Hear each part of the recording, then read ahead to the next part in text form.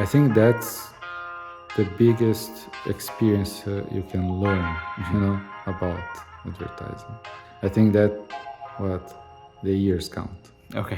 To learn how to let it go, and how to get motivated to do it the next round even better. Hey everyone, I'm Andras, and this is Off Brief. Off Brief is a podcast where I sit down with creatives and designers to talk about topics that we find interesting. And this time I was able to speak to Guilherme Somensato, originally from Brazil, who is now head of art at DDB Budapest. I think he has a very interesting story, and he tells that story in this episode. So why not have a listen?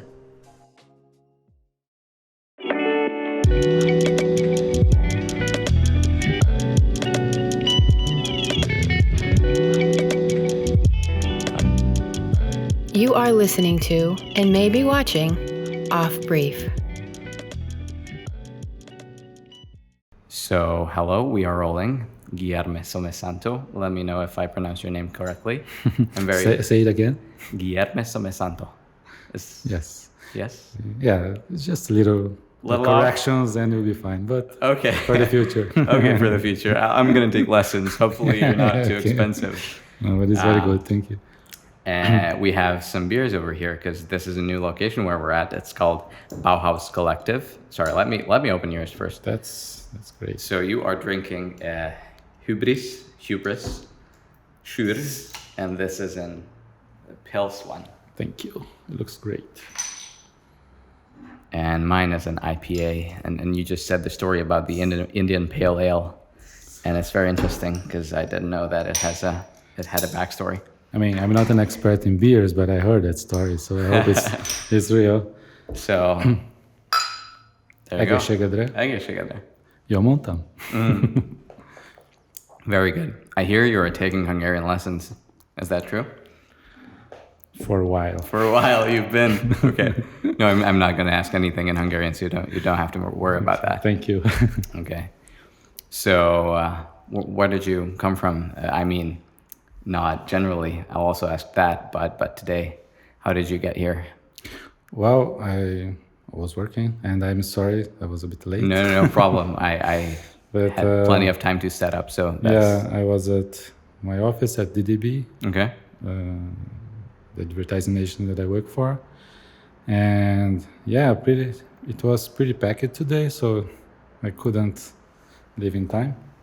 But yeah, and I got a little bit lost with the tram. Okay. So just to find... They were repairing the tracks for the past 2 months, and it's been very loud in the whole street. I see. So it wasn't the best location to be at for that period. But now it's better, a bit nice. Better. Hopefully it's going to end very soon. I mean, the repair sessions. But yeah. Yeah, I'm not. I don't come too often to Budapest. To Buda side. Yeah. I'm a pest guy, like you guys say.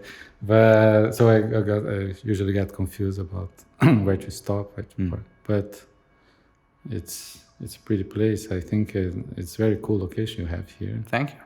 Nice office. Very cool. Well, we've been fortunate enough to have been finding this post on Facebook that was put up by Studio Noor, who is led by Esther Lucky, and they are basically a branding studio working from here, and they've been looking for people to join them in his office. So basically that's the story of how we got here. So we're co-renting the place, basically. Yes. Maybe that's how to say it. So you're head of art at DDB, and that's a very interesting title. And I think you have an interesting story to tell because you come from Brazil. And a lot of people ask you, why are you here? And how are you here? Yes. So maybe you can tell us your story. Yeah, I hope this will be the last time I tell the story because I can use this podcast to tell to everyone. Send a link. Yes. I'm an art director originally, and I come from Brazil, and I work already for many years in Brazil. I come from the countryside, so I started there as a designer in if you are not in São Paulo or Rio, big capital, you pretty much do graphic design as in advertising, as a smaller markets and stuff. But were you always attracted to visuals or visual communication? Did you learn that in school? Yes. How did you first initially get into advertising? That's pretty interesting. It was because I got first into photography. Okay. But I'm not a photographer at all. Okay. It's just that my brother-in-law is a photographer, and when he started to date my sister, I was like 16, 17 years old. I saw that very interesting. He had a studio and he was working mostly for advertising agencies in Brazil. And I started to follow him and see what he was doing. It was pretty interesting. I started to understand better advertising back then. And that was where I got the decision to study advertising, to go to a university about marketing and advertising. And before I joined the university, I started to work with him as a... Sorry about that. I would have had to mute it, but next time it'll be better. Sorry. It's okay. So I started to work with him as his assistant, like before the... So photographer's assistant for first time. Okay. So setting up lights, and I started to understand the lenses and the stuff, and I also started to see like layouts coming. I mean, was long ago, so you can imagine how it was very different. So things were coming very rough stuff, and he had to make the photo for the ad. So he was. What were the primary subjects? Like, was it anything related to advertising? So I know fashion. For example, in my hometown, where was his studio, one of the big factories there is like socks and stockings, and a big brand for Brazil. And he was working a lot. So he was doing the photo for the packages. Oh, so they were his primary clients. Yes. Okay. And we had like aluminum pots factory as well. And he was like doing a lot of... So a lot of product photography as well. Catalog products and stuff. And there was also fashion a lot. He was doing for fashion. But I was more interested on the work for advertising. I got into the agency. I saw the people working and designers and doing the stuff, and it was pretty interesting that I immediately liked the art part of it. The photo, the design, how to come to life and stuff, and but. Do you have good drawing skills? Can you draw? Not really. Not really. A little bit, but thinking visually was kind of natural then.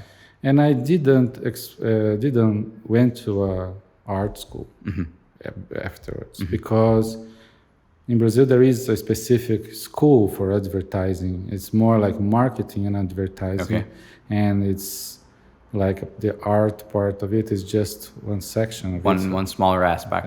Smaller aspect. And a lot of people just join and learn about everything and nothing specifically.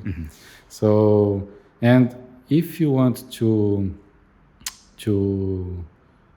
back then, today is a bit different, but back then, if you wanted to join, to be more like in the design, more specific on design and crafting, it would be rather architecture. You would like go for an architecture, and then you become a designer. Okay. But there was not like a design school or something, especially in the countryside. So no particular graphic design school? No, art director. This kind of thing. It's different from here in Hungary. You have this MOME school, and you have a lot of different things. And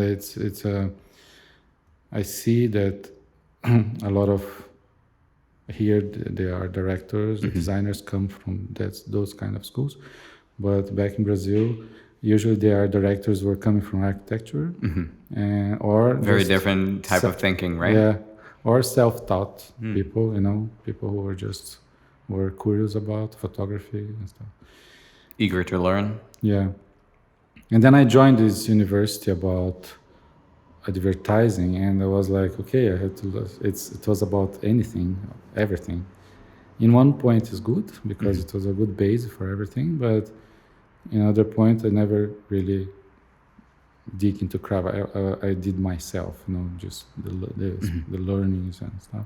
We had classes, and that was my best teacher. The one that I connected the most was the one that I was about art direction and developing with photography. I keep going to be assistant sometimes, photography, and that's how I become a designer. So, how would you describe the role of an art director? And you can say a few examples of what do you think it was then, starting off, and what it is now, because a few years have passed by, and advertising changes fast as well, and they have to change with the market and with the types of outputs. I believe that maybe back in the days when you were starting off, there were a lot more print jobs than there are now. Obviously, there are print jobs now as well, but more work goes on TV, on online, and other stuff, I guess. So can you tell me a few differences, a few references? Yeah, definitely.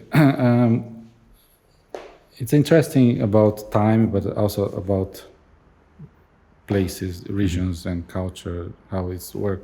As I said before, for example, if you take Brazil, it's a huge country, and everything that you do in TV, it's very expensive.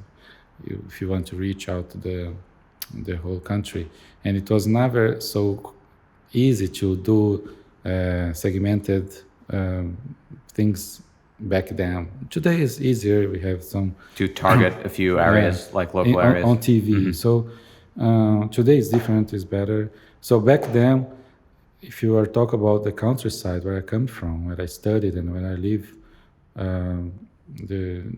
until I finish school, there you are mostly doing graphic design. So the whole communication is basic, out of home, outdoors, or catalogs and things that radio spots and things that you can do more locally. And it's still pretty much like this. Today, there is much more audiovisual, especially with the internet, but still they're very heavy in graphic design. Keeps ringing. Now, if you talk about time, what have been changing is like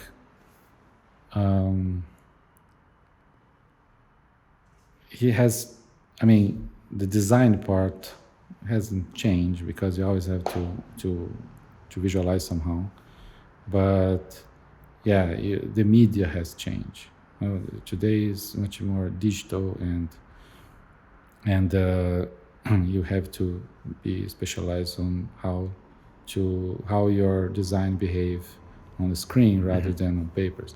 So back then we were so much into print proof, selecting colors, making proof. It was a very complicated job. It was a lot of techniques to reach what you want with photography and stuff.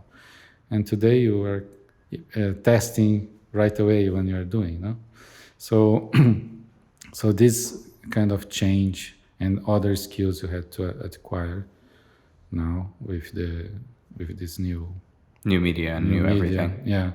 So I think most of is this, and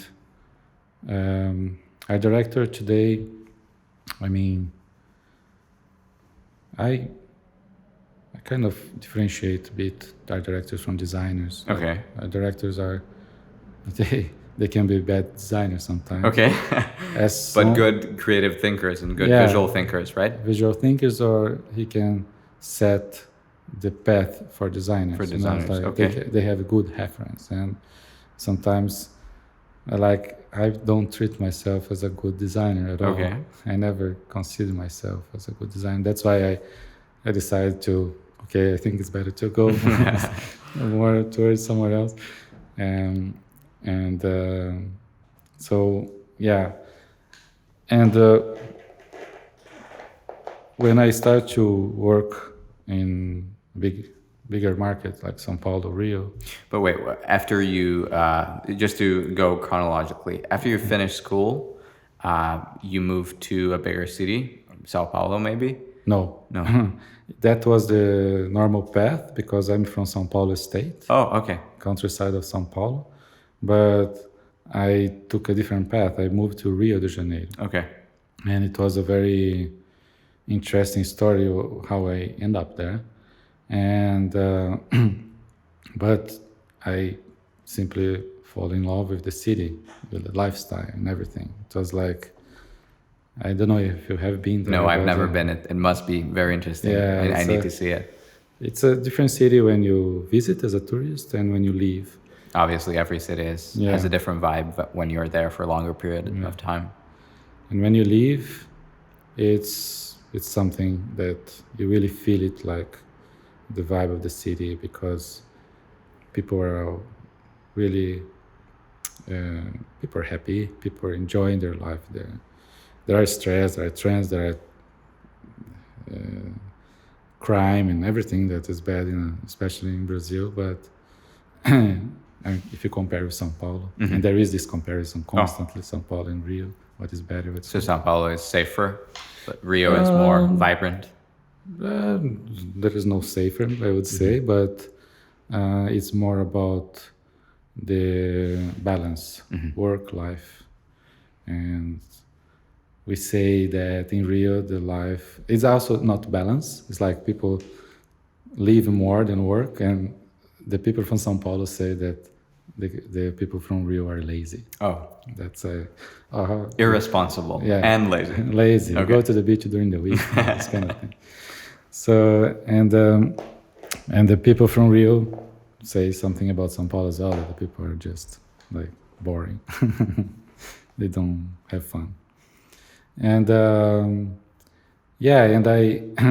I went to Rio. I started to work. It was in that period of the boom of the internet. Oh, so Internet 1.0 or? Yeah, that exactly. And I was invited to work on a portal, a tourism portal. That could have been a very interesting phase. Yes, it was like I saw that happening, that someone just write a business plan, and they get an investor, a lot of money, and from one day to another you have a big company. And that's what happened. There was this couple, it was a guy and a woman, they had this, and there was this, I think it was Sweden or Danish. Okay. Scandinavian. Let's say Scandinavian investor who lives in Brazil, but okay. He lives in Scandinavia. They had companies all around the world and they invest. And then suddenly they opened the office in one of the most expensive square meter in Rio, like a big... The most central place. Most modern building there. And they were hiring people, like they were trying to get not individuals, but teams. Groups of, like, in a company, there is a team that works together. Okay, I hired the whole team because they needed to do it fast, and they need people to already have, like, teamwork and spirit and stuff. So yeah, that happened to me. I think we went to Rio, not only me, we went to 6 people together.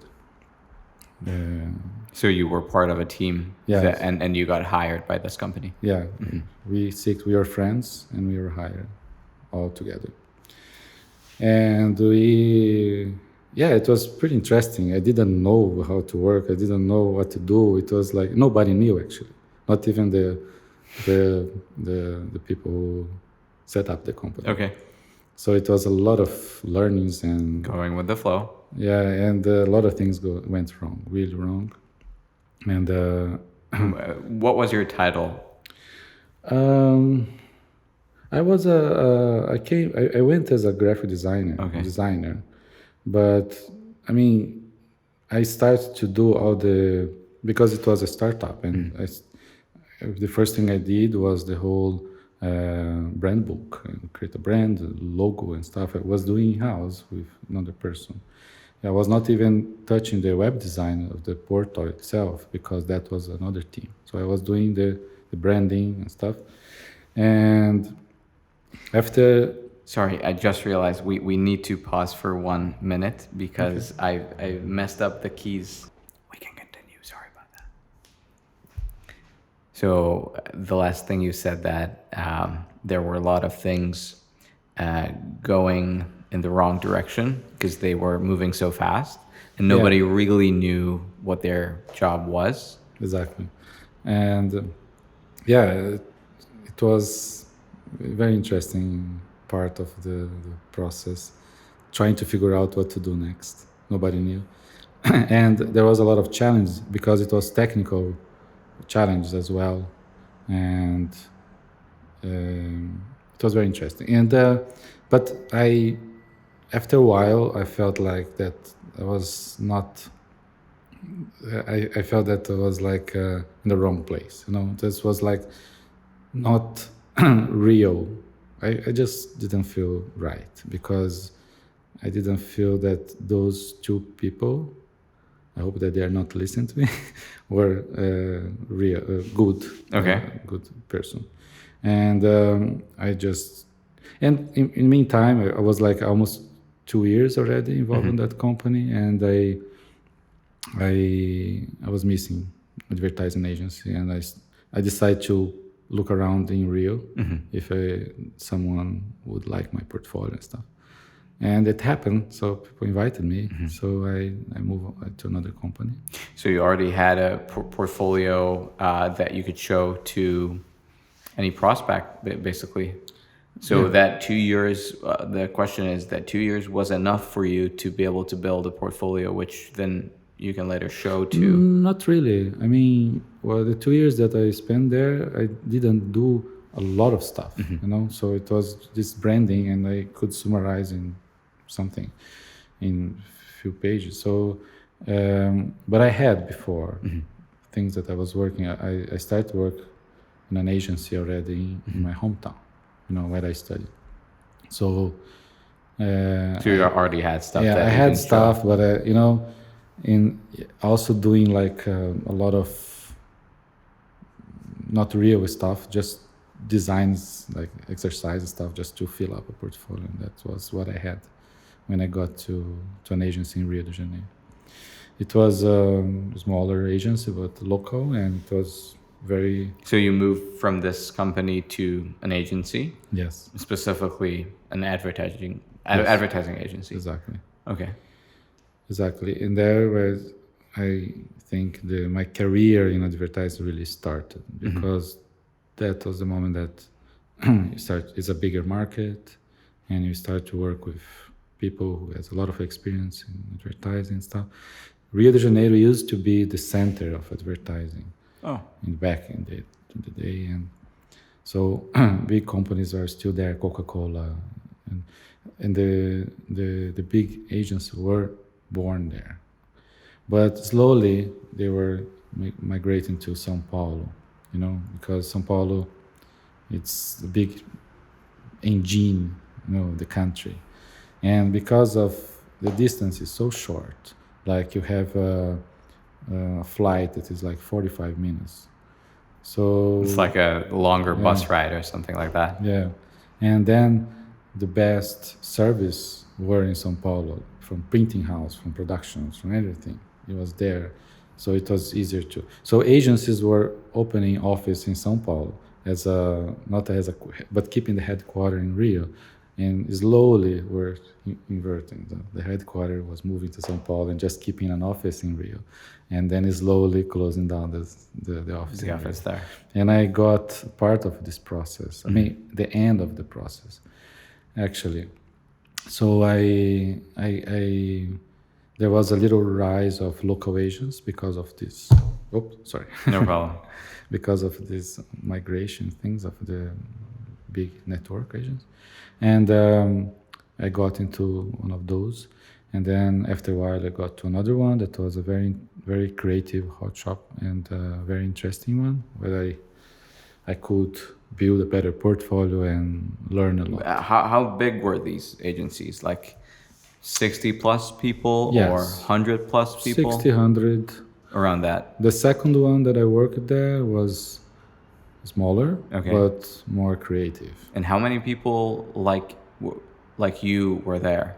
So how many art directors? How many designers? How many? Well, I have to refresh my memory. No, It's, like just is it a huge, large group or a smaller one? I mean, So were you juggling a lot of projects? we were like usually 5, 6 teams. Okay. Well, that's Usually in a creative director. Mhm. And yeah, and I pretty early became the there was like a head of something, creative supervisor. It was my title in this second agents. And we had like 5 or 6 teams. And the CEO, the managing director was also the creative director. So it was a very creative agency, creative oriented agency, let's say. So it was a very, very interesting experience. But it was small, and then after a while it starts to be shake a bit the business. It was not like a lot of people had to leave and stuff. So I also left, and I went to work at Young and Rubicon. Okay. So it was the first time I joined a big network. And this was in São Paulo? No, it was still in Rio, but it wasn't that situation. It was just The not the headquarters. shifting phase. Yeah, it was just a small office in Rio, and I was the main creative there. And I spent the rest of I spent 6 years in Rio, and Young and Rubicon was like almost 3.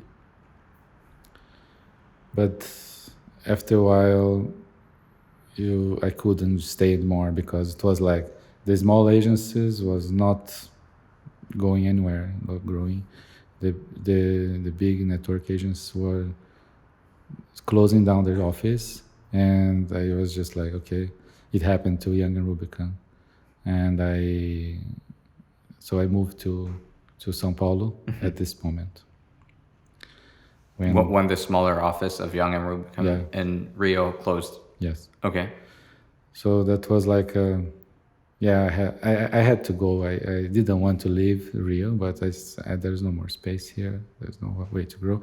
And all my friends, everybody who I work with during those 6 years in Rio was already in São Paulo. You know, they were already like moving. Pushing you to. Yeah.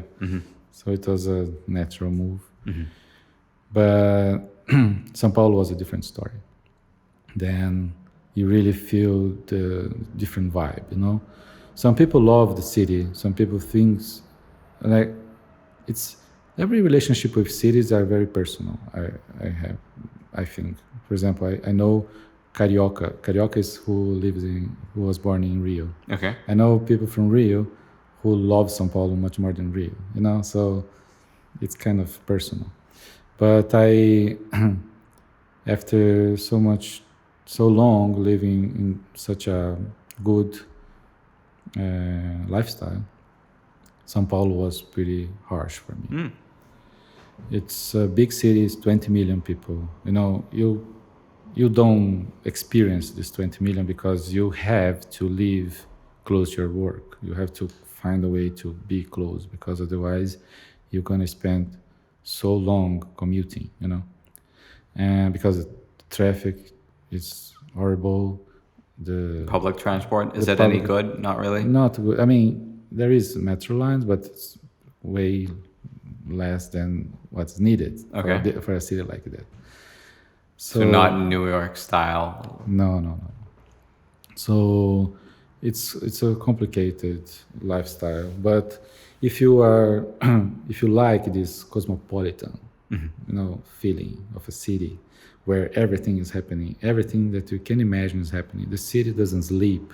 Anytime you have something that you are interested with, you can go. reach out, and it's a very, and the services are perfect. You can get anything you want, and there is huge competition, so you can get good price on things, and you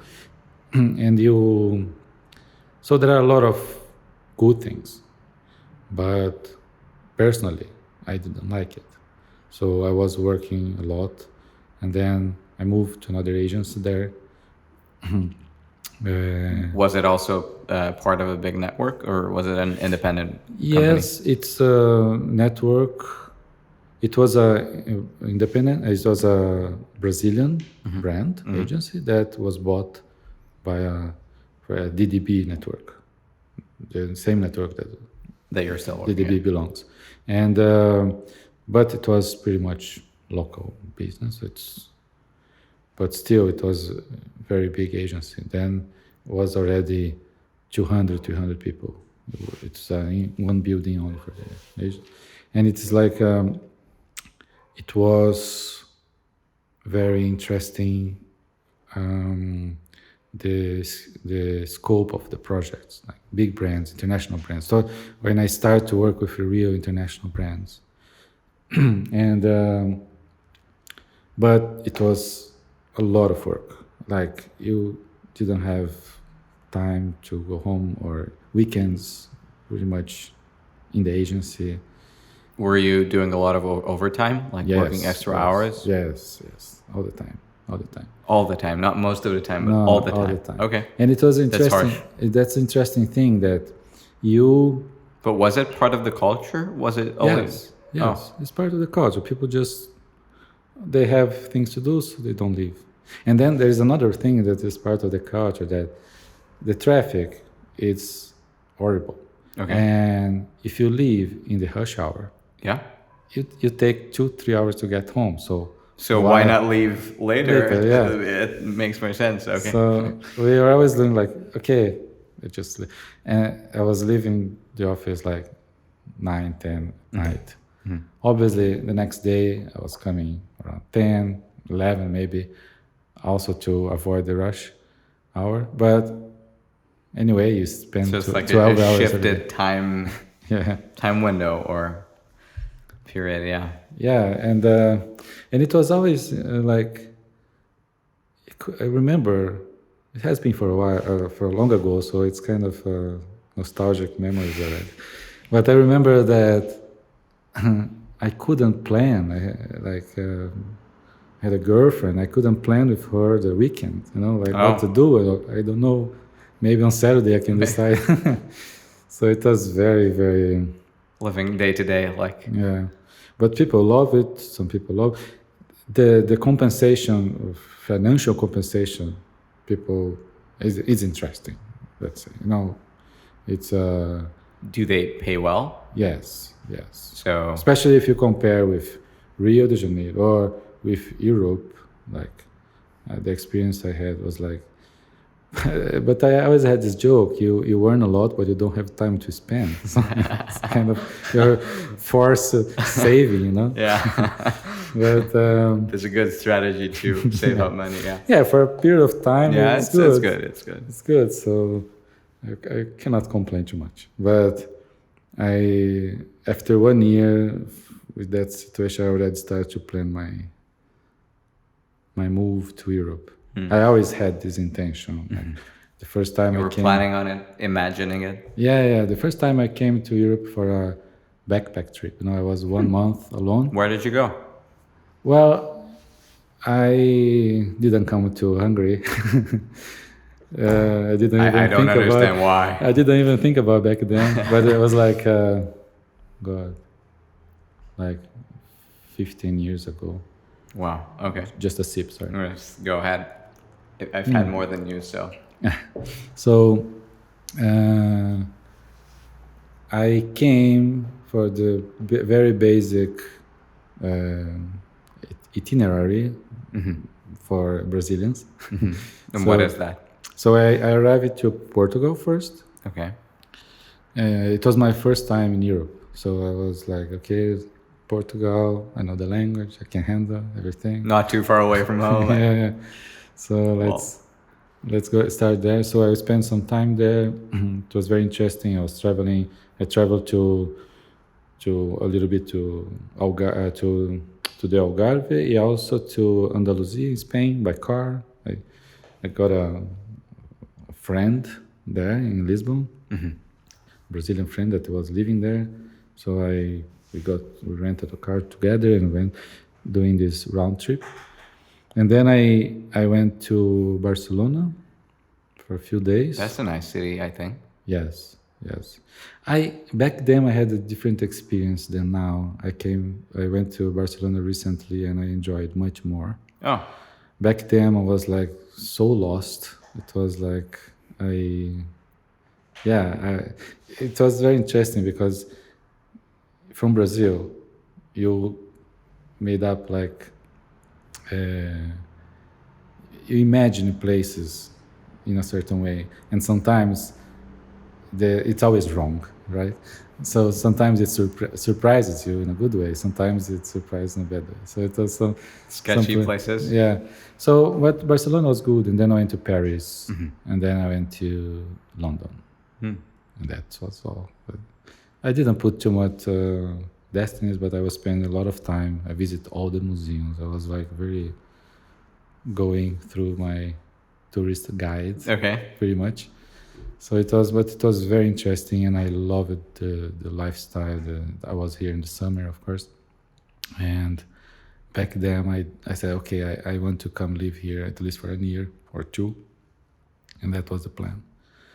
So when I was in São Paulo, I started, okay, the first thing you do is to start to translate your book, your portfolio. And I started to do that. Oh, that's actually very interesting that you have to translate it first for people to understand.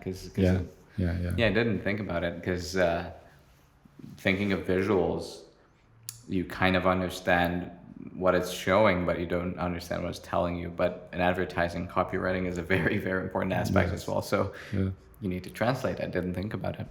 Yes, the headlines, and also I already had like few commercials, so I had to put subtitles and stuff so people could understand what it's about. And also like few case studies that you have, so you have to subtitle it as well, or just record another voiceover. So it's kind of a tedious job. Yeah, and I took some time for me. And I started to search. I think like, okay, I know English a little bit. Back then still I was like, not that I know better now, but I was much worse. And I was like, okay, I searching in Portugal, in London, maybe Amsterdam, because I saw that a lot of foreigners were there and stuff, and maybe Spain, because the language is also easy for me. And that's all. I was trying these markets, and pretty much, and it was really hard to find. I didn't know anybody on those. So did you find a job in London, or you were... No. So you were struggling to find I don't remember. I was contacting people, get some feedback and stuff of my portfolio, and talking, and they were giving other names. And I was in this process, you know. I think if you're in Brazil, it's complicated. Nobody will say, hey, I love you, come here. I pay you the ticket. It's like you have to be already there where you want to go. So I was just trying to fit in, make research and stuff. And I had this friend who I was working with, a copywriter. And I remember that he was leaving the agency to come to Europe. And I remember that he was going for a country that was pretty weird. And I was not a so close friend, I was just a colleague, so I didn't know too much. And he left. And my copywriter partner back then, after a while, he said, oh, I'm talking here with Giovanni, this guy, and actually they need a director there. I said, oh, where? It's in Budapest, in Hungary. So, what is that? Where is that? I had to open Google, No, I mean, it's interesting. Because my copywriter part, he knew already. He was helping me with my English translation stuff. So he knew my thoughts. So yeah, then because of that, I contacted this friend of mine, this colleague, and it worked pretty well. It was like, okay, the guy was here because there was another Brazilian here before, because of the Miami school,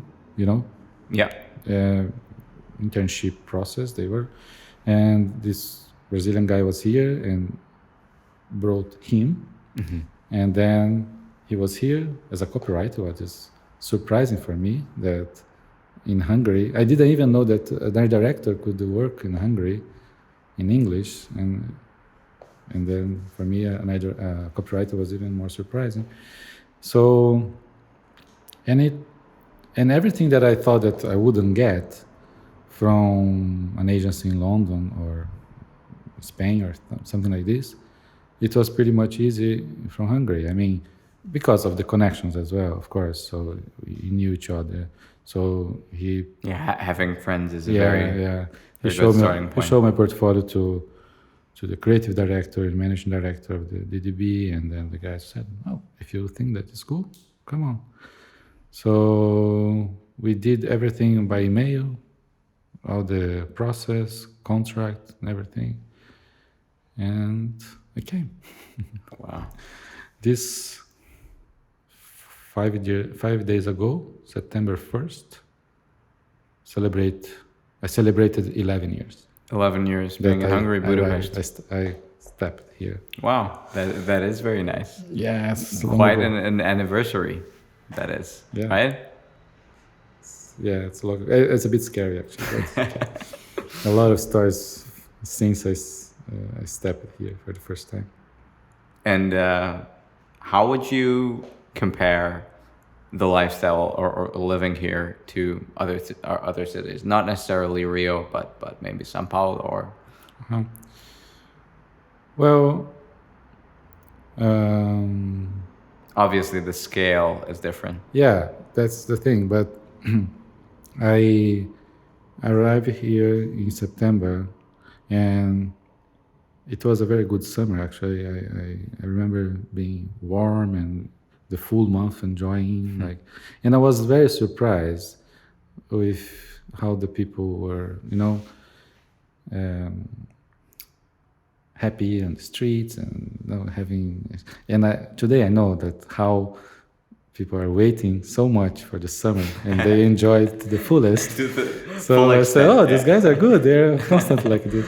That's not that true. But that was the first experience. They become more boring by winter. Yeah. But I felt a lot about Rio de Janeiro. I thought a lot, it's kind of back to something, that I'm familiar with. Especially if you compare with São Paulo. You have the beauty, you have the green, and you have the parks. I remember going, my colleagues from DDB back then already took me to places, and I remember taking a bike and going to Normanfall. And from there, seeing the city, it's a nice place to be at. Yeah, I was like, wow. Because in Rio you have in the middle of Rio de Janeiro, you have, they call it the biggest urban forest in the world, because it's a forest, but it's in the middle of the city. And it's it was my place. I always loved to go there, go up and see the city from above. It was no wonder. Could have been very nice. Yeah, it's and people usually in Rio de Janeiro, people say that either you are more a mountain forest guy or a beach guy. And I was more more into forest, into the mountain forest and stuff. I don't know why, but and when I got here in Normanfall, I was like, wow, yeah, this is familiar experience. Yeah, so it was a very good experience, especially because I didn't know what to expect. I had zero expectations, zero, and that was a big let's say, it was a big factor of myself, how I connect to this city, because when you have a lot of expectation about the place, the chances that it will not be it will not work out as you expect is quite high. Yeah, it's quite high. It happened to me in Berlin, but that's another story. And so I immediately connected the city. I felt that the people around me was quite warm and nice, and they were very welcoming me. And I had all good. And slowly I started to understand the work, It was that's what I wanted to ask. How different were the markets and how different were the tasks that you had to do? It's like working for a completely different area. That was the biggest change in my life, to be honest. And because and it took some time for me to understand and to adapt, because in Brazil, one of the reasons why we are working so much and for so long, it's because even from the first presentation, you bring something to the client, you already craft the hell out of it. It's like a lot of work gets put into it. Yes, from the very beginning.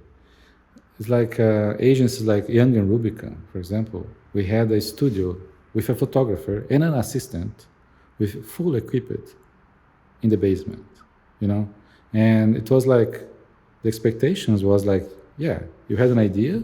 You could shoot it. You shoot immediately. Make the layout. But then, how many rounds of so crafted ideas goes to the trash because conceptually was not right, or brief change, or these kind of things. So, but that was my mindset. And I remember the creative directors back then, that was their mindset. And when you bring something that was not like, oh, this sky is awful, change it, and then you have to change the whole sky. And this perspective, you have to craft everything that you are doing. And when I got here, I saw like doing presentations with scribbles. I was like, okay, that's weird. That's a different mindset, yeah. But it works. Whenever I had a task to do, I was immediately building layouts and putting things together and spend some time. And because of the experience in Brazil, you have to be very fast, and that's something that we see Brazilian art directors everywhere in the world. And one of the reasons is like they are very fast. Brazilians are fast, and it's because of this culture. I don't even know how is the culture right now. It's like I've been 11 years, but back then was insane how much you put an effort on something that maybe won't even be executed afterwards, right? No, it was not. No, it's like you do a full campaign, beautiful, crafted, for first presentation. Wow. And then the brief change for some reason, just go to the trash, and then you do another one. And if you have 3-4 rounds, then you do 3-4 rounds. And this, like, it's insane, a lot of work. And sometimes you have so much work that is so beautiful, and you start to refresh it, like just go back to your hard disk and start to bring it back some stuff, because you cannot simply throw it away.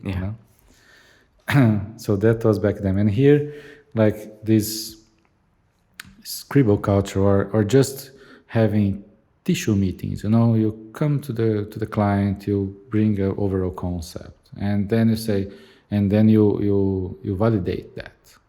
And then you go for the next step, and then you start to feel it. It's more like a waterfall system, like approval rounds, and then it gets executed. Yeah. So when I got here, I was doing these things so completely, so full of things, and people, wow, but why? But why? And I didn't. Why not? So it was like very interesting, and even today, sometimes because in another hand, there is no better way to visualize, to show something, to approve something, if it's not like Show the full version. the real thing, you know. Real thing. So even today, if it's something that I believe, I like it, I just put a lot of effort in it, because then it's much easier. And also, you test it for yourself, you know. For yourself and for the audience that you're presenting to, Yeah. right?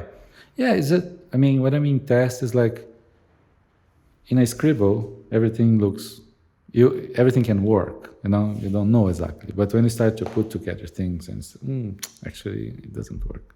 I see. That's a good point. Yeah, and so you also don't spend rounds with things that it won't work in the end. Mm-hmm. So doing it first in high fidelity is actually a better way to stress test it than to do iterations on scribbles. Yes. It's It's like a balance, no? Like if you go all the way with scribbles, when you start to execute, you say, "Oh, but that was not what I imagined 1 month ago."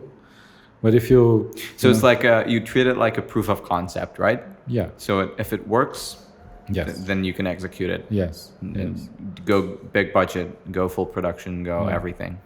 Yeah, not every time, because you know, after you have some experience, you know, no, this we're gonna work, so I don't need to test it. I know it's gonna work. So you just present a scribble or just mood boards, usually like mood boards and stuff. So you know what you want and you're gonna get. But when something that is kind of new territory for you or something, it's always good to try to make sure that it will work afterwards. And so, yeah, I went completely to the other side. I didn't do anymore, and I was like getting lost with this process. But now I found my balance. You know? So I put effort when I think that I'm not confident enough, or when I want the client to be confident in approving something. You know, it will look very close like this. So it's a help for them as well.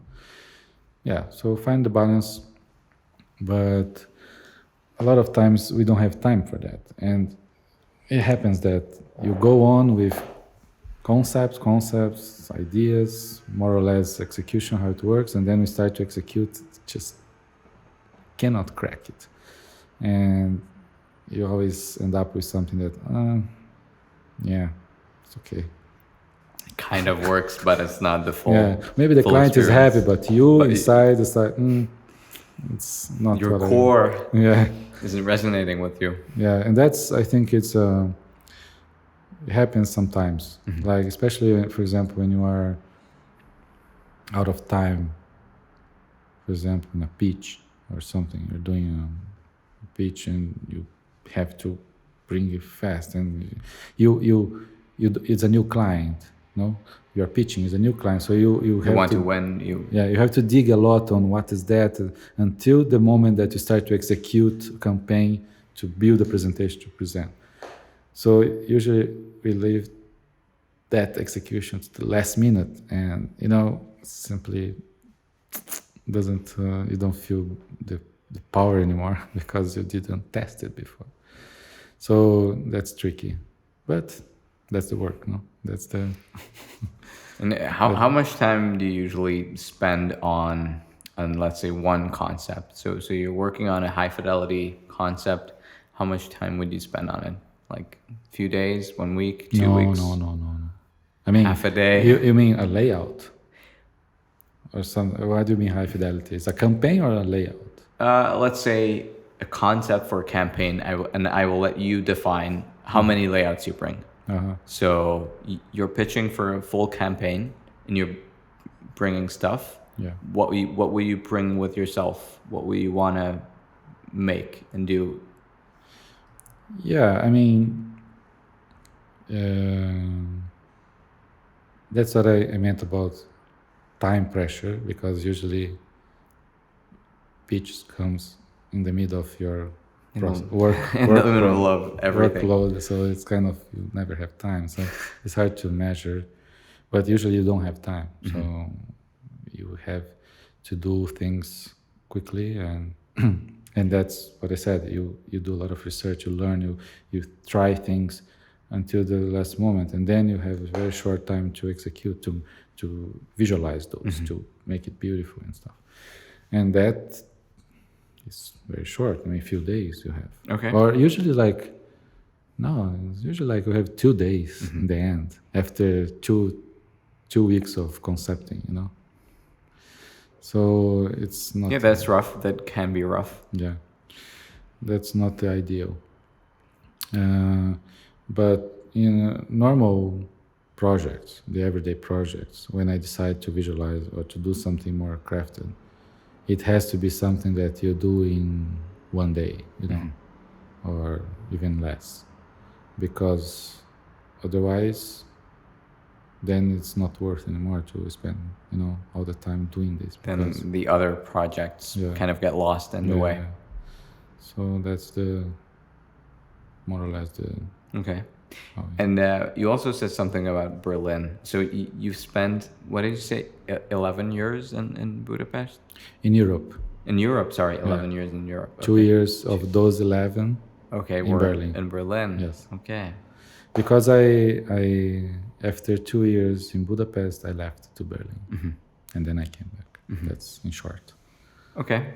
What was your experience there? Are there any, mentions that you want to highlight? Yes, of course. The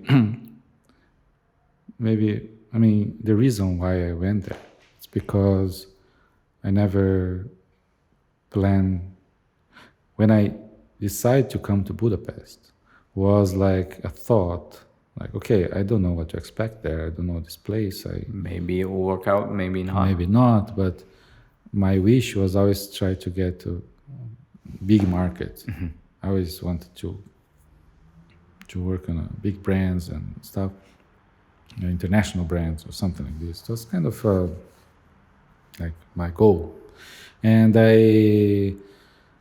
I came here already with the thought, okay, I'm in Europe already, so if I need to make an interview somewhere, it's pretty close, and I'm already there, so it's a different thing. It's a different dynamic of the getting hired by a bigger agency for bigger clients, everything. Yeah, so I came with this thought. And as I said, I got surprised. It was everything interesting. I knew that the market is more, especially if you come from São Paulo, you are working with projects, national projects that mean talking to 200 million people. It's kind of a different scale. And then when I felt that everything was a bit more smaller, short, and I kept this idea to move after a while, move after 1 year. But actually, I really liked the life and everything. So I was debating myself, like, why not, why not? So but I had this as a plan, so I kept going. I was searching for some opportunities, not too much, but searching. And then there was this opportunity in Berlin. It was in TBWA, an agency that in Germany is pretty big in Düsseldorf, but in Berlin they had like a smaller shop that was the more creative, and it was very interesting off. And I've never been to Berlin until that point, and I had this so high expectations. It was like, oh, the city, design and art and stuff, and I was like very pretty much excited about it. And I went there to make an interview, and it was interesting. And then the second time I went there, it was just already to move and to work. And then slowly I was finding myself on the city, trying to understand the whole dynamic and how the culture works and stuff. And for me, for you guys living close, you are used to have to understand the culture and German. It's kind of neighborhood. Well, yeah, it's not too far away. Yeah, But for us, so far, it's just like everything is new, you know. So yeah, I got, because I had a lot of expectation, I got a lot of disappointment on the way about everything, like how the people welcomed me. If you compare to my previous experience in Budapest, was very, very different.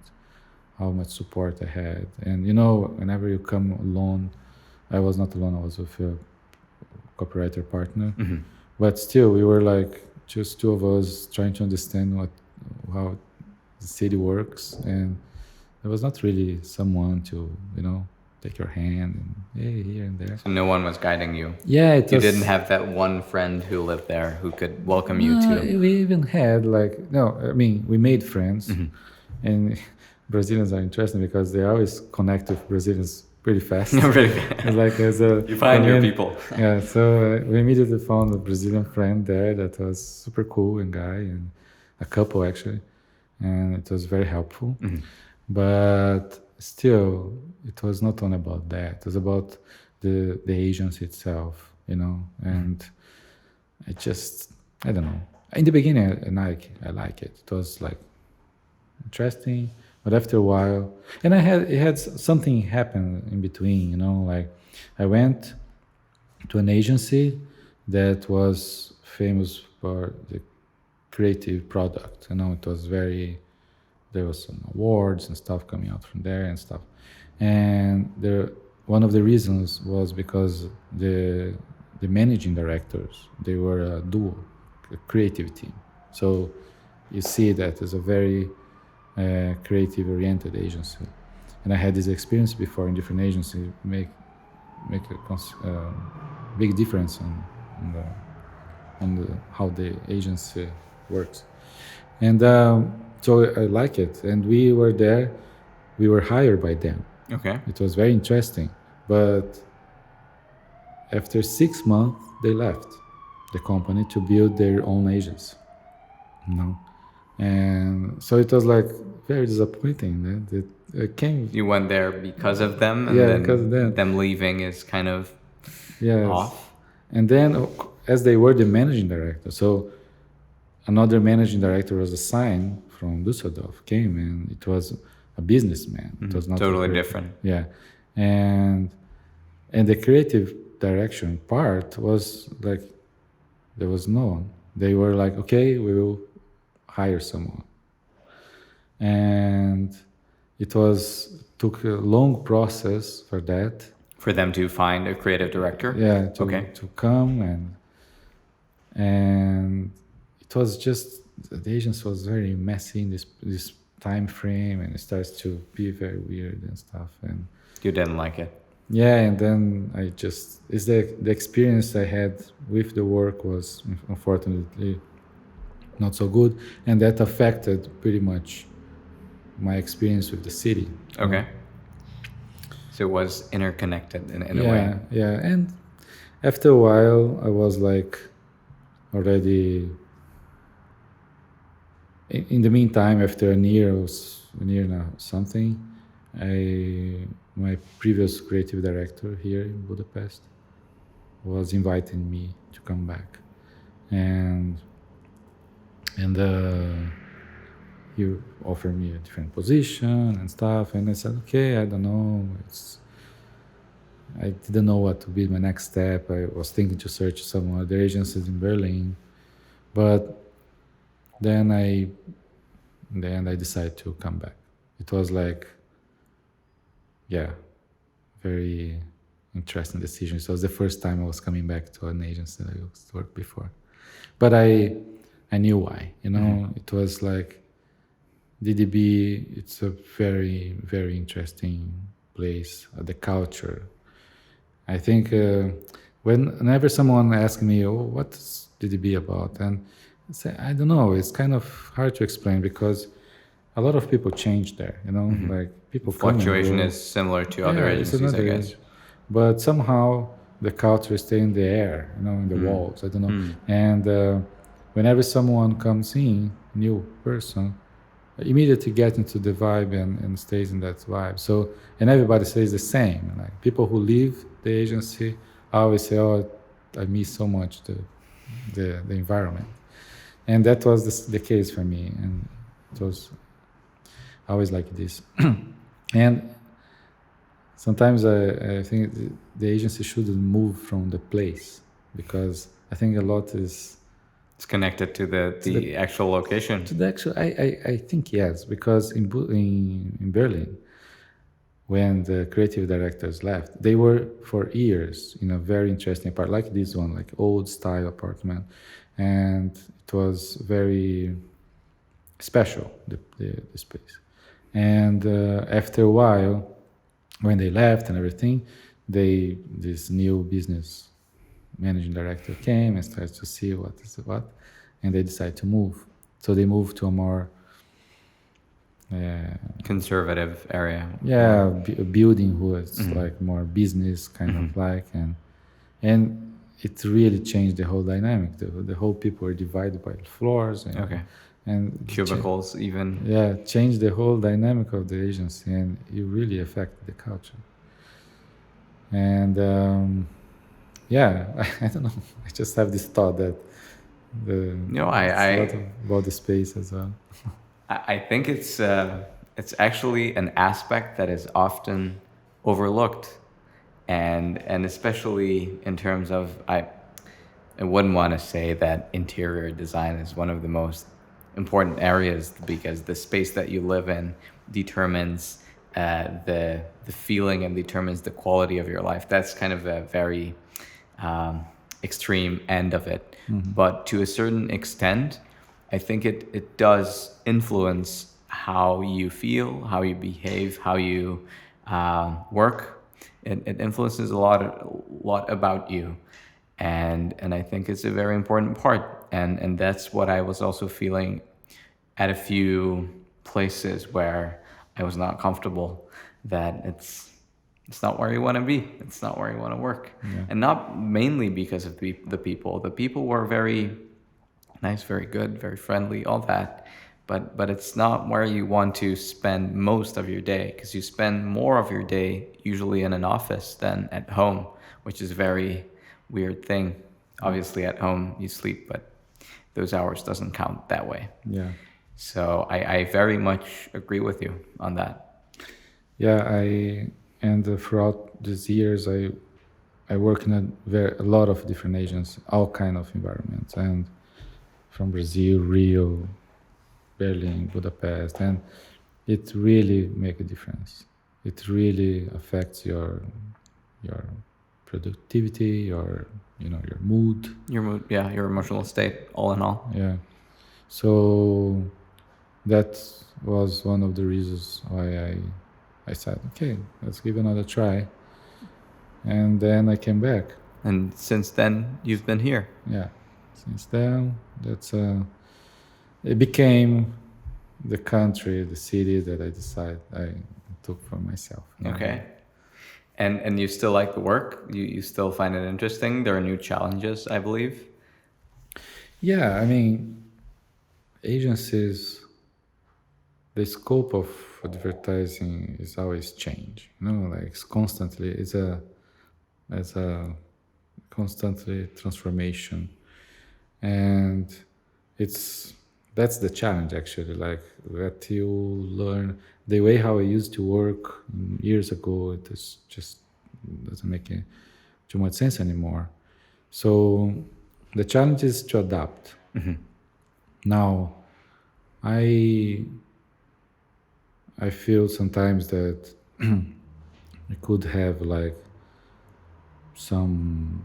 I feel sometimes that the market itself, it's a bit small, and you always try to, for example, we always watch advertising from around the world, right? We always, especially the good things are the ones that are coming to us. These big campaigns. Yeah, in the blogs and stuff, and you want to do similar things, sure, because you know that it's good, it's creative. That is the way to go. And give results, and you see the brands having benefits of that.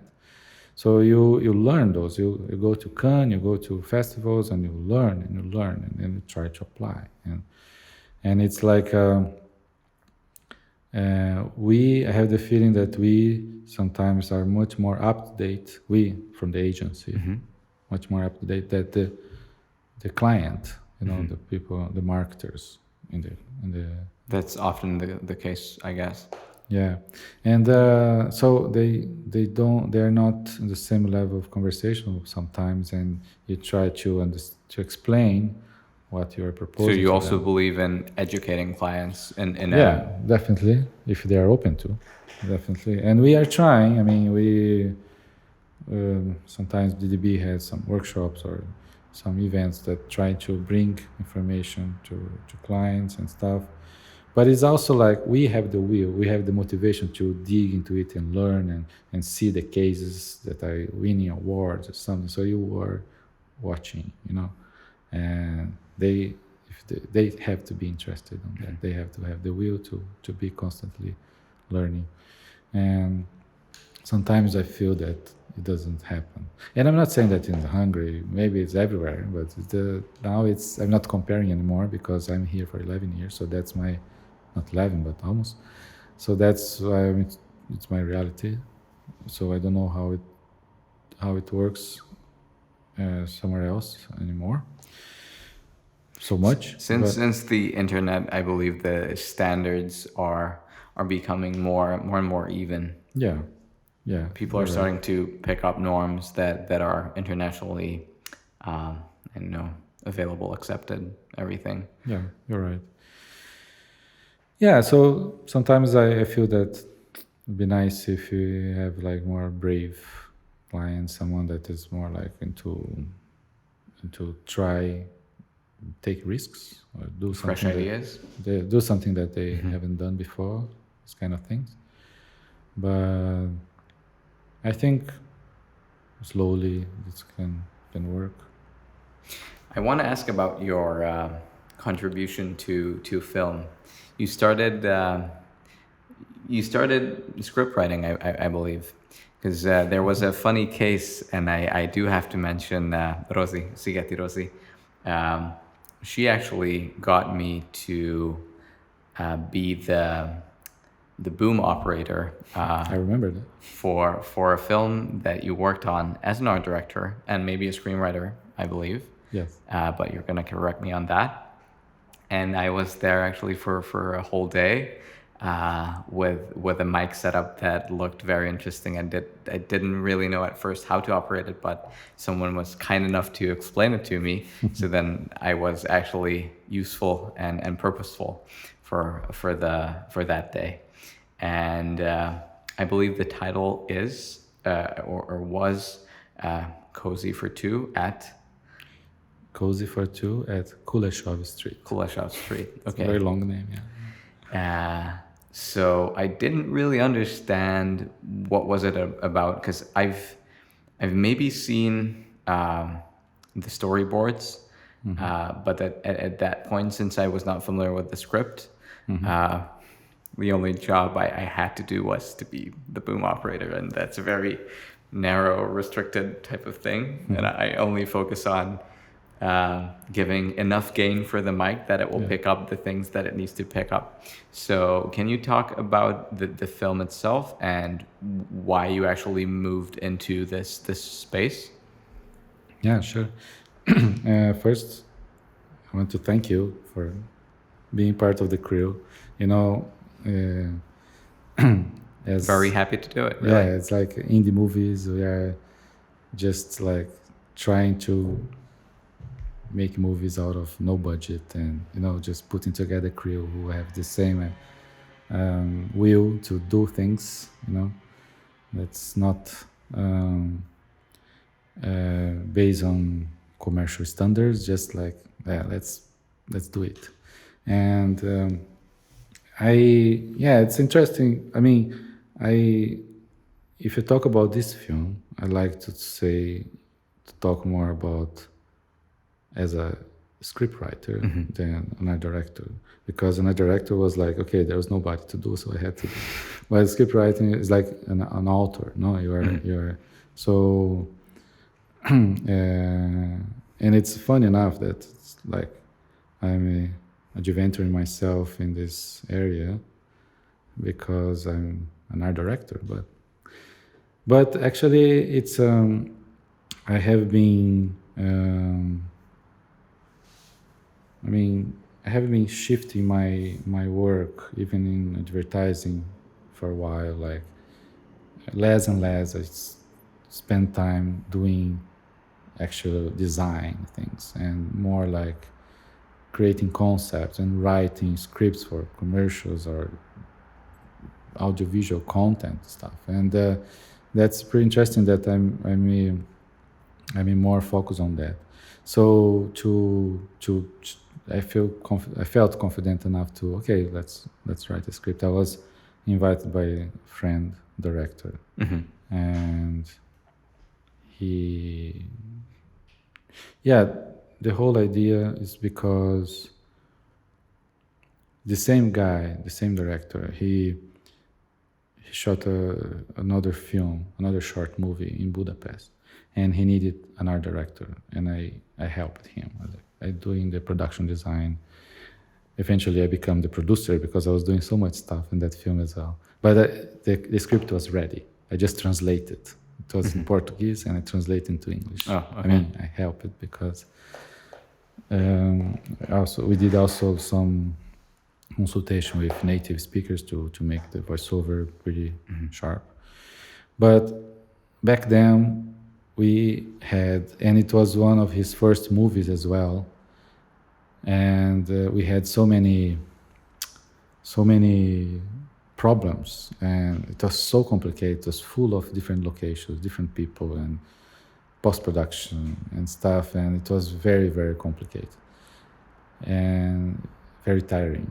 And we, in one of these conversations, said, man, if I do another movie, we have to do in one apartment, 2 characters, and that's all.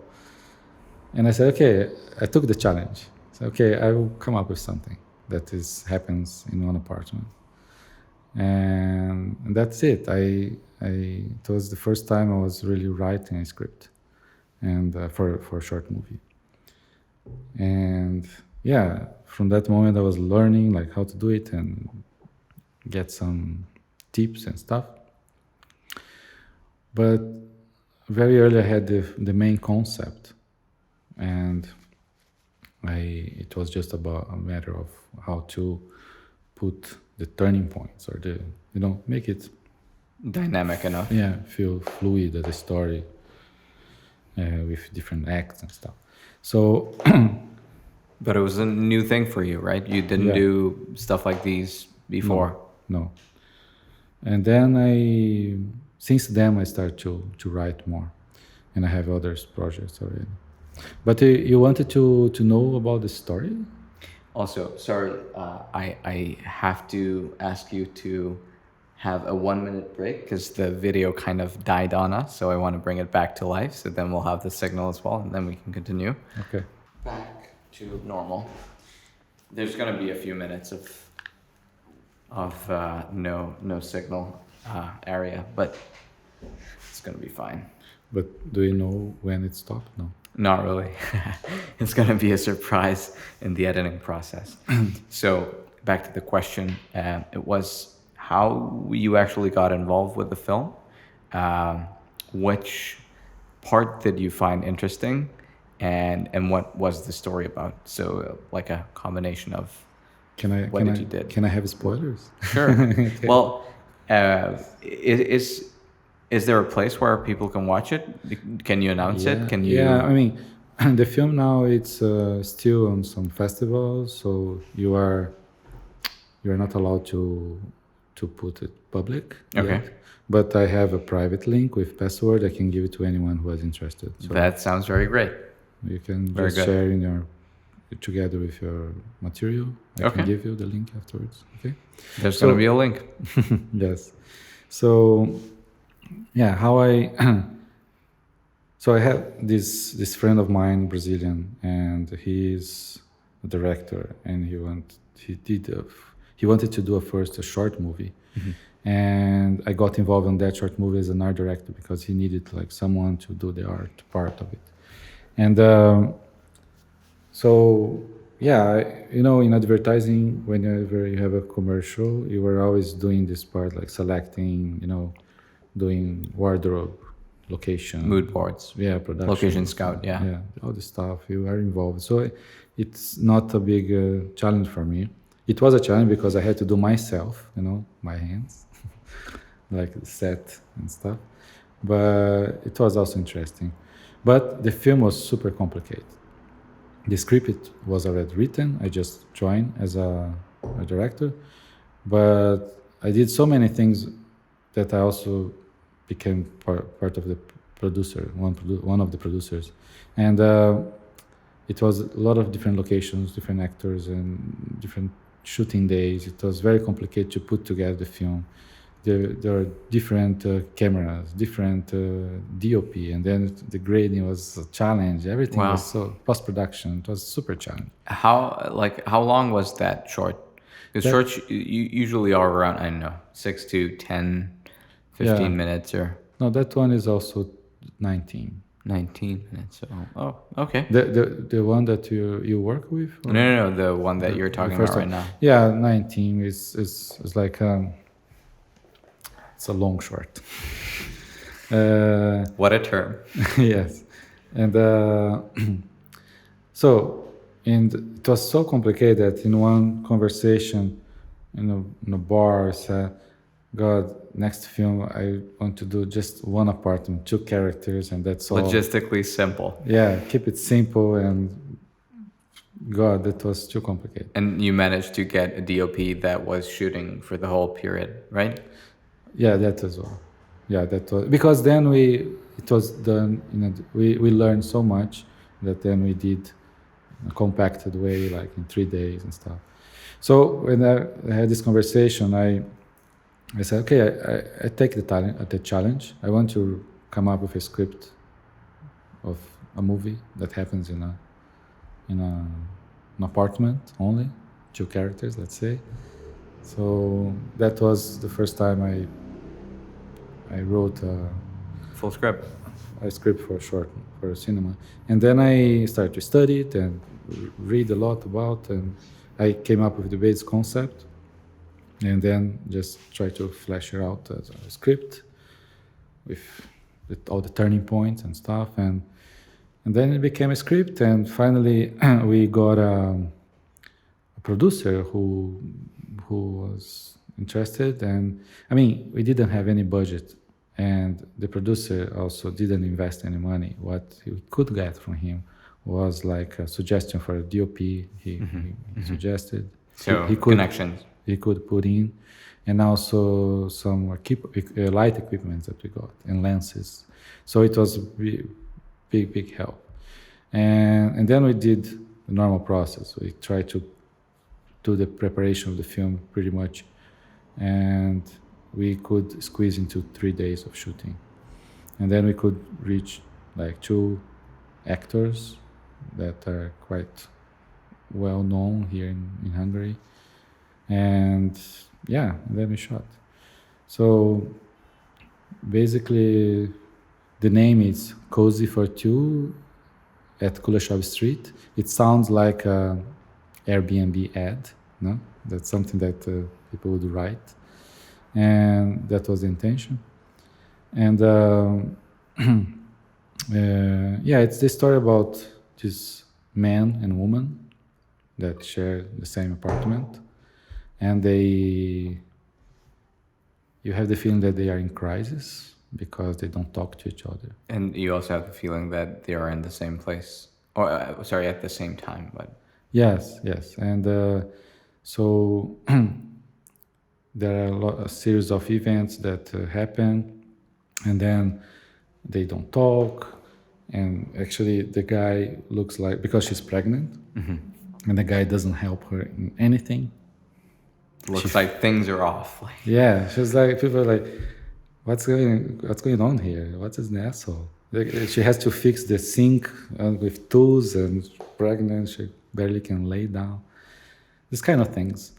And then suddenly Well, I can tell the whole story, the whole plot. Well, if you've given spoiler alerts, no, so I mean, you should be good. I mean, she finds she's having a shower. After the shower, for some reason she spot a tile in the wall that's a bit loose, and then she goes there, and then she finds behind the tile a box, and this box has some very interesting content. That's Ugly secrets. You're not. I won't tell this. So at least, so the content is very interesting, and she gets so surprised with that, upset and everything, and she drops it. It's a metal. It makes noise. The guy listens in the living room, and then she tries to hide it again in a cupboard, and then in the end she hides it. And after he finds it in another place, so he realized that she saw. Mm-hmm. So then it starts become. You're still thinking that these two people are connected in a way. Yes, and I start to feel that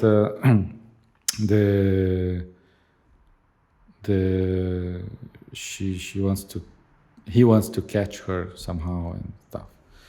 But then in the end, he realized that it's just an editing trick. They are not living at the same time. They just meet the box in different periods of time. And that's the whole... interlinked timelines.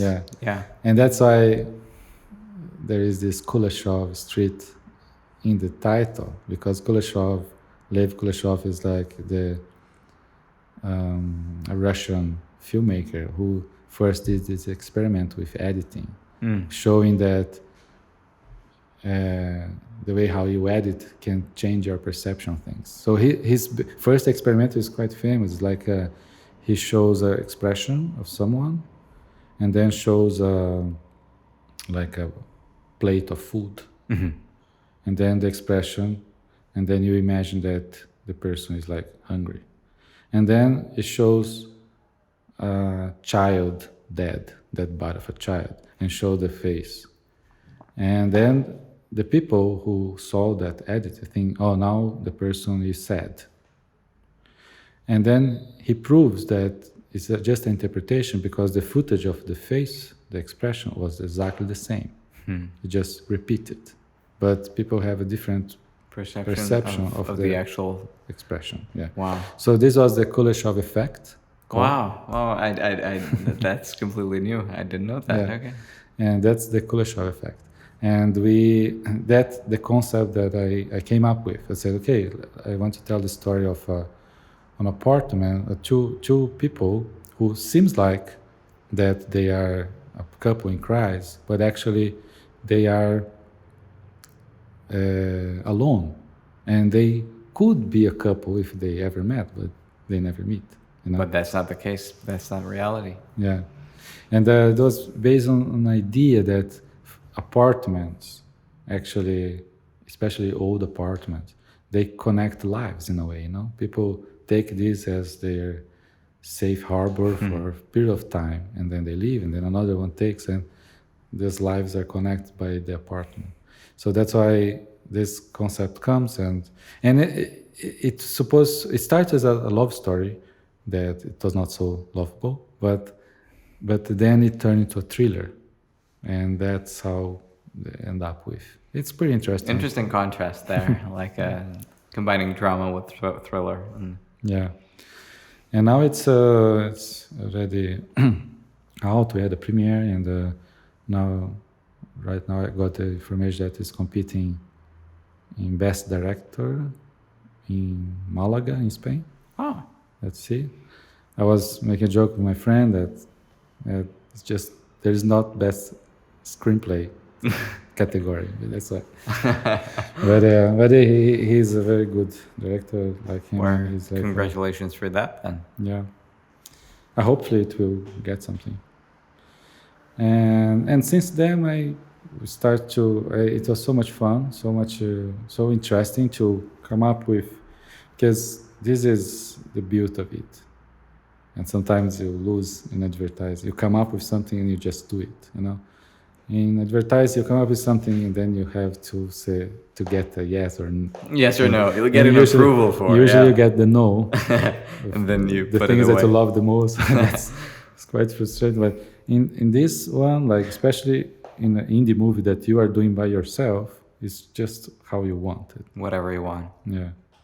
Are you usually emotionally attached to the work that you do, or that's not always the case? Are you able to easily let go, or is it a struggle? I think that's the biggest experience you can learn, you know, about advertising. I think that what the years count Okay. to learn how to let it go, you know, and how to get motivated to do it the next round even better. That's something that is not easy to get there, and especially when you're younger, you're just, oh, how come you don't like my idea, you know?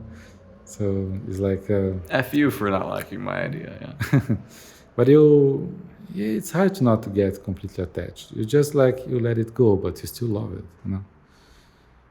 And this happens a lot. Mm-hmm. You have to deal. Advertising is to work as a creative in advertising, is to deal with frustration, basically. And with rejections.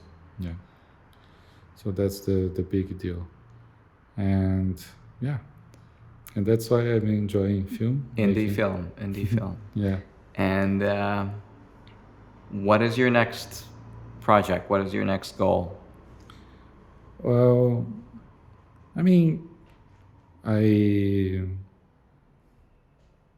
enjoying a lot this filmmaking, and I'm still as a hobby, but I'm investing more time on it, and I'm writing stories constantly, and since that film that you work with, we already shot another one.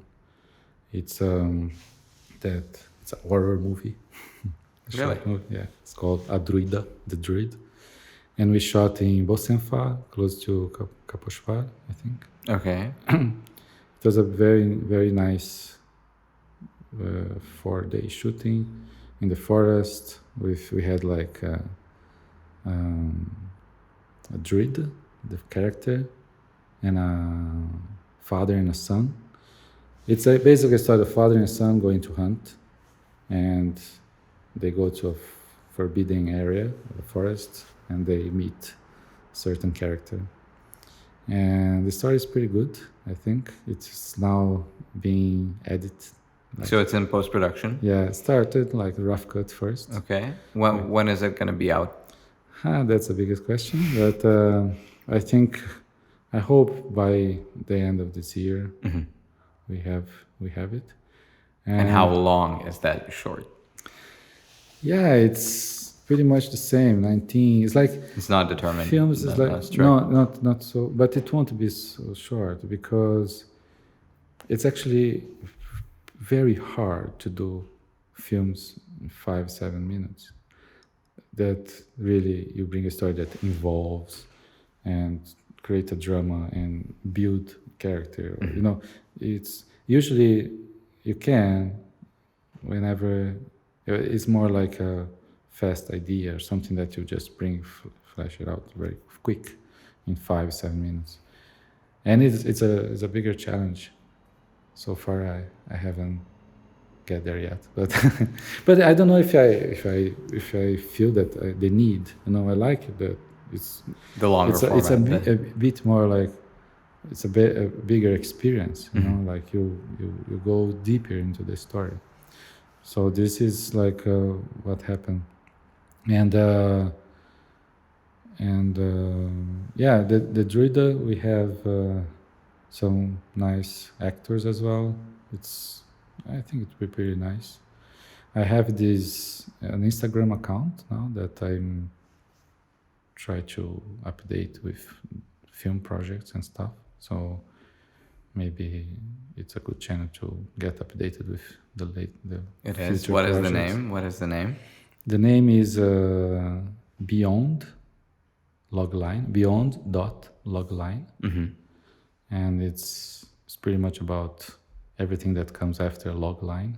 In the by log line I mean every film you have this one sentence that summarizes the film. Okay. And this sentence, it's very hard to come up with, to write it down. It's like it's crafting a lot to be able to tell. And before you start to write your script, even before the full synopsis, you have You start with this one. you have to craft that. You have to make sure that you can come back later and fix it a little bit, but you have to make sure that you can tell. So it's the lead text on the IMDb description under the title, right? Yeah. Sometimes it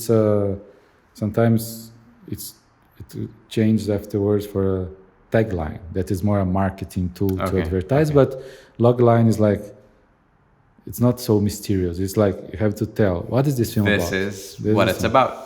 Usually it's like a nice spec script. When you are trying to sell a script, you have to have the right one, not a teasing one, but right. So there's what I mean by logline, and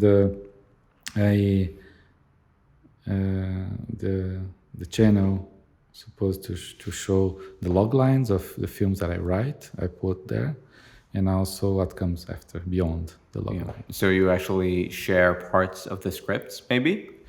Yes, I mean what I'm doing is like I share, when I come up with a story, I share the log line and also the synopsis of the film, so you can read from beginning to the end. And if you're interested in the script, if I already have a first draft at least, you can just request me. I send. That I can share. I mean, a lot of script writers, they are very secretive about their work. They don't tell the ideas. They are afraid to be stolen and stuff. So, but I'm not yet. I don't I don't say myself as a script writer, so I don't feel this fear. I just want people to know what I'm doing. You don't want to be too secretive. It's no, and I think it's like Instagram is a tool where you create a community. You have the possibility to collaborate with different people. So that's the place where you can. I don't think people will just come and steal things, or rather like, hey, join something. So I think it's a better attitude to just put out. And my intention is just to put out everything that I write or do. If someone wants to use, or someone wants to my help. That's the whole idea for this thing that I'm doing, is to have conversations and have them and inspire people. No. Yes. That's the whole thing. So, I will be always sharing also making of everything that comes before the shoot and preparation. Everything I will just put there, and that's it. And does it have an effect on your work life? How much of a balance can you keep with your personal projects and your work? Well, it doesn't affect too much. I mean, I'm never. It's not like a constant job. Like shooting, like for example, when we were shooting the druid, I took a few holidays to go there and be there constantly for the shoot. It's not the only thing that I mean by that. It's also like not like affect you negatively in terms of your time or anything. Like in terms of your thinking, does it inspire you to build different projects, to come up with different concepts, with newer concepts that you haven't come up with before? Yes, I mean, especially when it comes to writing scripts, commercial stuff. I mean, it's always about practice, right? And this helps you. For some reason, I'm practicing a lot. Now it's like I got the taste of it, and I every time I see something or something inspires me, I try to write a little story about. That story can become something else, something bigger, something goes to another direction, or it can inspire a commercial, or something that I'm doing. And it's all about storytelling, and that's what a commercial should be about, TV and materials, things that we create for advertising. So it's like, I think it's completely interconnected, It's like very, very, pretty much. And I have a copywriter partner in the agency, and very often, like, we both write scripts. I write some, he writes another some, and we just exchange and stuff. And it's wow, that's very good. It's like it's very. He also does like editing, or he does something that is supposed to be me, and we It's a balance very different way. nice combination of skills. Yeah, and I think it's super interconnected. Very. Do you ever want to go back to Rio or Sao Paulo? Well, São Paulo, not really. But before, I always had this in mind too. I'm getting old. Living in Rio would be nice, and it was always an idea. But somehow my whole perception with Brazil changed. I mean, the biggest connection I have with Brazil is my family, definitely. I miss them. I'm trying to be as much as I can around them. But the whole lifestyle, the whole socio-economical situation, of the country, and how it has been changing through last years, politically and everything, is just like so demotivating to simply come back. What happens is the opposite. People contact me how to come to Europe, get out of there. Get out and stuff, and that's pretty sad, And so in Rio, he went in a very downfall as a city, as an infrastructure for everything, because corruption and everything, like since the Olympic Games, and everything just went so down. And whenever it happens, you see it's become even less safe place. So I go around Budapest, I walk anywhere, I don't have this thought anymore about where I'm walking or if it's a dangerous area or not. Getting attacked or anything. Yeah, I just don't have it. And there you are constantly having, you're constantly observing and stuff, and especially now. So it's a pity, but I don't feel like, I would rather move to the countryside, my hometown, or the city where I studied. But not Rio. Okay. Yeah, because of that. But that's not a plan for the short time. Is there any other story that you would like to share? You'd like to tell? Well, no, I think it's I can't tell the story of those lights or why I was using it, like this last weekend. That was very interesting. I told you before that. That's a third movie then, right? Yeah. We have. I told you before that we Brazilians, we connect to each other pretty fast. So very easily. So we have a little community here. I think you have a Facebook group or something like that. Yeah, of course. It even has a name. Okay. And we are always out, like a group of friends. They come from different places from Brazil. They have very different backgrounds, but somehow, Budapest connected us in a way, and it's a very nice group. And the director, it's one of the one of the members. One of the members of the group, me as a writer. So it's like, hey guys, let's do a movie about us. So we started with this project, and we. Wait. Us meaning Brazilians living abroad, or us meaning the story of this group? This group. Okay. This group. So the idea was, okay, let's have fun. just that. And then, okay, but how? Okay, we have to have a background story. So we came up with a fictional background story. And yeah, but we write a script. No, better not. Better to have only the structure, and we improvise The scenes. everything, Wow. the dialogues, everything.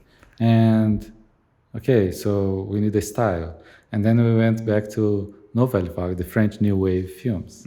And we said, okay, that's pretty much that, because back then the guys were just having one camera and shooting things like improvisation without a crew.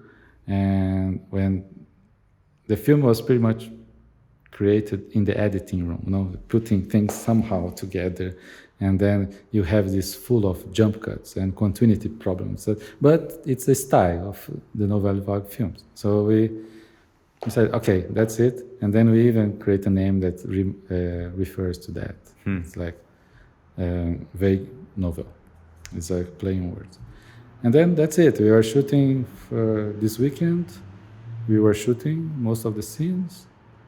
We had the one scene that we were shooting the gay parade. And one more weekend in the future, we will shoot some missing scenes, and that will be, and we're editing and having fun with it. Playing with it. Wow. Okay. Yeah, the background story, just so that the listeners know. I have a set of LED lights, and I've given them to you. And the interesting thing with them is that you can color them however you want. You basically have the full RGB scale, so you can mimic different environments with lights. That's always very good. Yeah, we use those lights in a scene in a bar, Iboya bar. I don't know if you know. Yeah, it's very hetero, but very dark, and it's a very interesting part, because there is this girl who came to Budapest to meet a girl who she met in Rio. Okay. And they kissed, and she fell in love with her.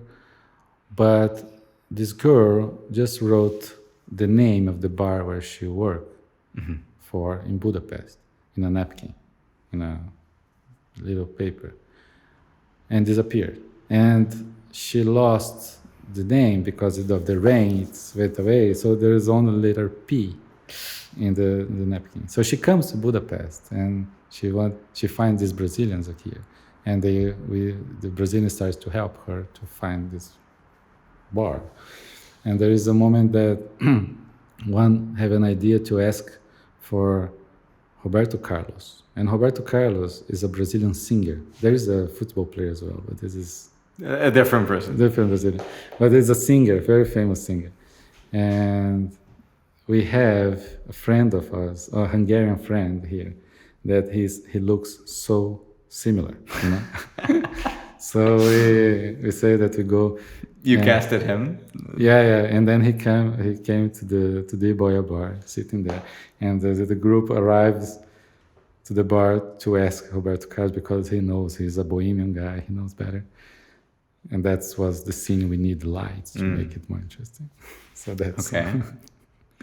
So then you have a few ongoing projects. One is still in post-production. Yes. One you did just now is still in production. Shooting still. And shooting.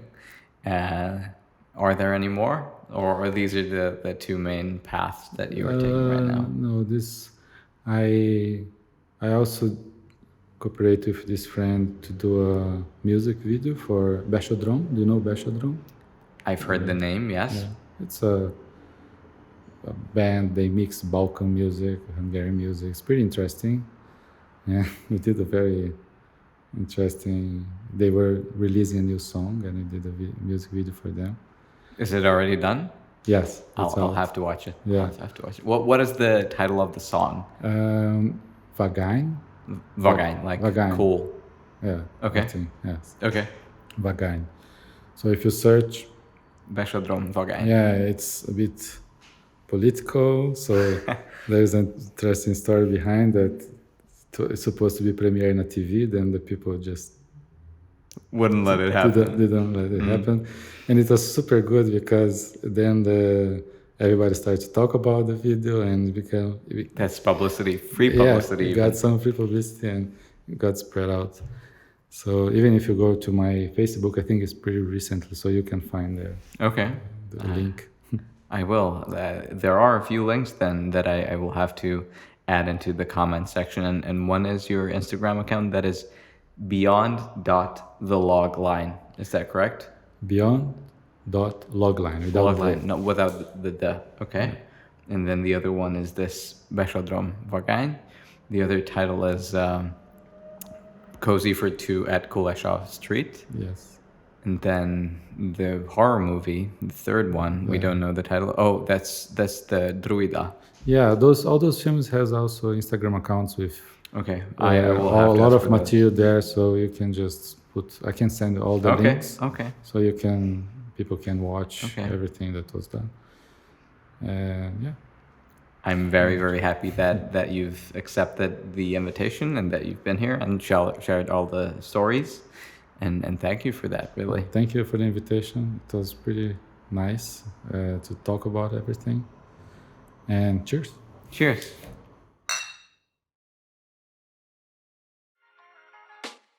If you found this podcast valuable in any way and you'd like to support it, you can leave a comment or a rating on Apple Podcasts or on one of the other major streaming platforms, hitting subscribe on YouTube, following us on Instagram, and maybe even Facebook.